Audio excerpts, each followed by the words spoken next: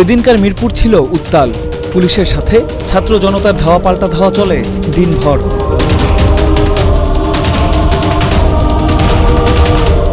এমন পরিস্থিতিতে নিজেকে ঘরে আটকে রাখতে পারেননি আসিফ ইকবাল।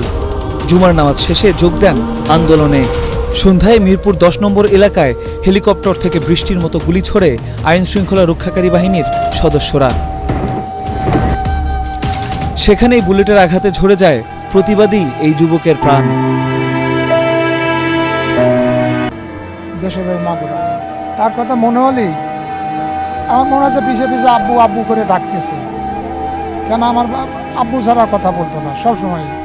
বোনের সাথে রাত্রে গল্প করলো বৃহস্পতিবার দিন, যে এভাবে সব মেরে ফেলতেছে, কিভাবে মেরে ফেলতেছে।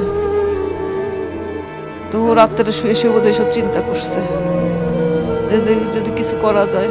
ও চুপ করে আছে, আমি তো বুঝি নাই। আমি বললাম যে কোথায় যাবা? ও বলে আসতে দেরি হবে, আমার আসতে দেরি হবে আম্মা, তোমরা খেয়ে নিও।